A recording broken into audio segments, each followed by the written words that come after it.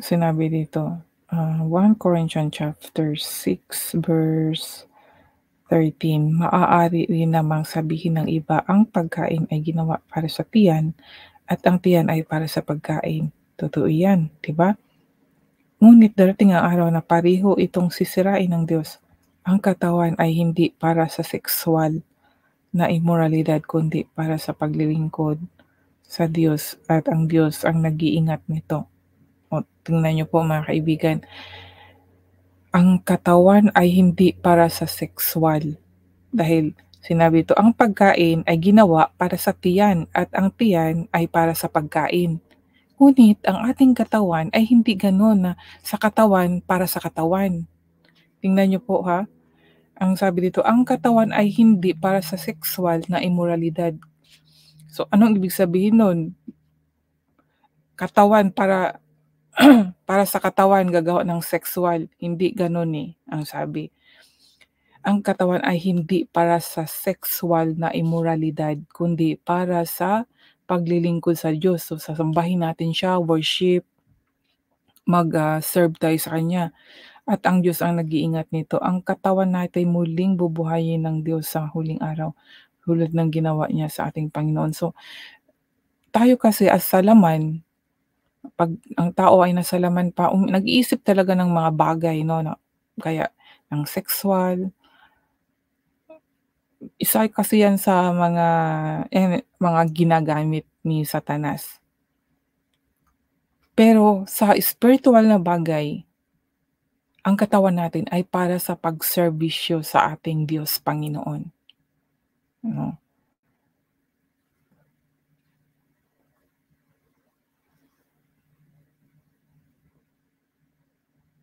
Tingnan niyo po dito, pagpatuloy ko pa ang pagbasa sa verse 15, 1 Corinto chapter 6 verse 15.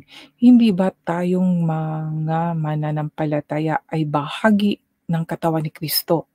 Tayo ay bahagi na ni Kristo dahil sumampalataya tayo sa Kanya, 'di ba? Yan ang dahilan kung bakit hindi talaga natin maaring gamitin ang ating katawan. O tingnan niyo po, iyan ang dahilan kung bakit hindi talaga natin maaaring gamitin ang ating katawan na bahagi ng katawan ni Kristo sa pakikipagtalik sa babaeng bayaran. Alam niyo po 'yan, yung hindi lang po 'yan yung babaeng bayaran, kundi yung pakikiapid din, 'no? Dahil kasalanan yung makikiapid sa ibang, kung may asawa ka na tapos makikiapid ka pa sa ibang tao, mababae man o lalaki, hindi talaga dapat 'yan. Dahil meron na tayong asawa at makikiapid pa, or wala kang asawa ngunit marami kang mga karelasyon or bumibili ka ng babae. Tapos sinabi dito, hindi ba't ang pakikipagtalik sa ganoong babae ay magiging kaisang katawan niya? O 'di ba 'pag tayo ay nakipag-isa, 'di ba? 'Pag merong tama yung sabi dito, 'pag nakipagtalik sa ganoon o kahit sino sa asawa natin, 'di ba nagiging isa na tayo, ba mga kaibigan, nagiging isa na. So, paano na lang kung maruming tao ang pinagkaisahan mo? So, hindi talaga maganda, magiging marumi ka rin. Sapagkat sinabi sa kasulatan, silang dalawa ay magiging isa. O, kung ang tao ay nagtatalik sila ay nagiging isa. Ang dalawa ay nagtatalik ay nagiging isa sila. Dahil sinabi ito, silang dalawa ay magiging isa. 'Di ba? Ganoon din po 'yan sa atin mga kaibigan, sa ating faith po kay Jesus Christ. Na sinabi dito sa John chapter 14 verse 20, na sinabi ni Jesus Christ, "Ako ay nasa Ama at" teka basahin ko mga kaibigan sa John chapter 14 para mabasa po natin tungkol po sa pagkakaisa po ng Espiritu. John 14. verse 20.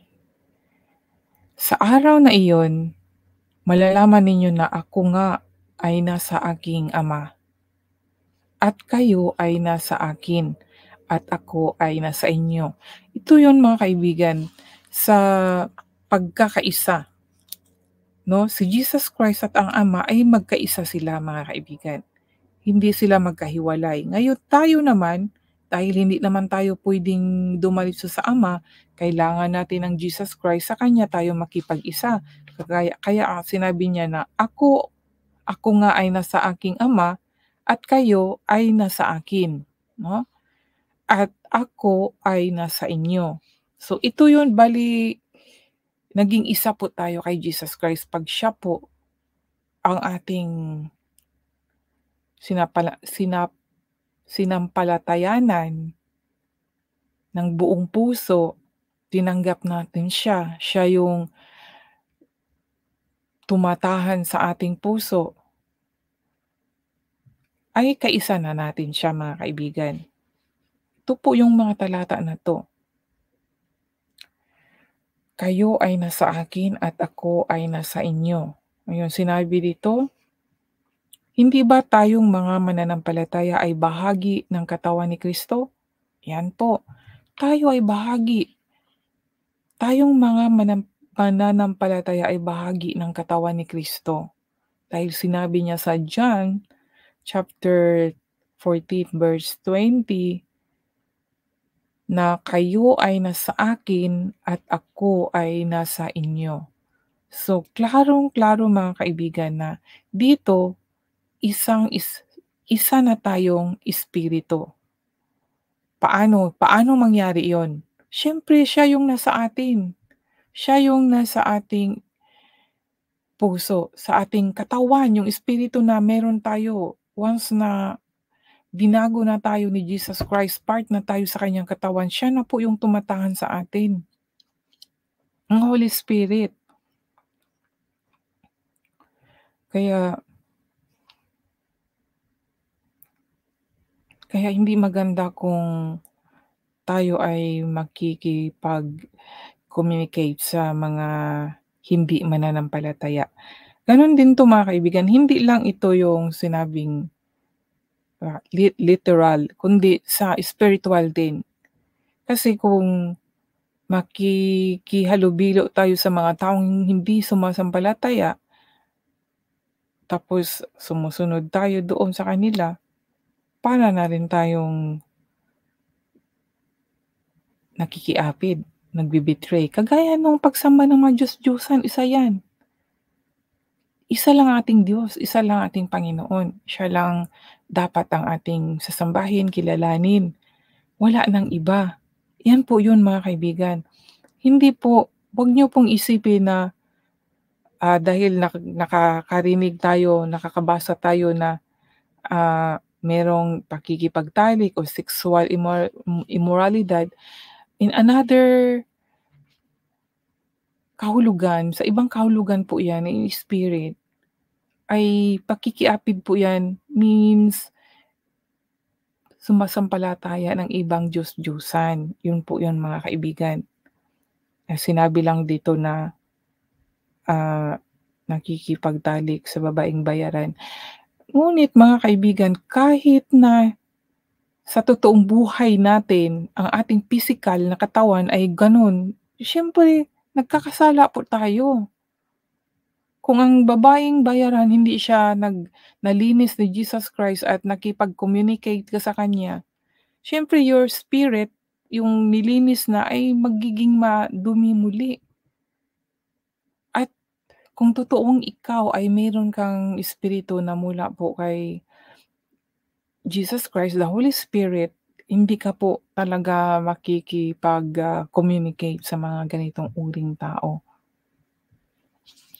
Dahil alam mo na na mali at kasalanan. Kung meron ka ng totoong pag-ibig sa Diyos, hindi mo na kayang gawin na masaktan pa ang Diyos. Dahil nakikita ng Diyos ang ating mga ginagawa, alam niya ang ating nararamdaman, ang ating damdamin, ang ating pag-iisip. Alam niya lahat. Gano'n ka-powerful po ang ating Diyos. Kaya so amazing po mga kaibigan. Pag-ingatan po natin ang ating katawan. Kung meron po tayong pag-uugali na magnanakaw, sakim, lasinggero, mapanlait, mandarambong, alisin po natin 'yan. Ihingi po natin 'yan ng tawad sa Panginoong Hesus para po malinis po iyang muli ang ating mabuting pagkatao po 'no.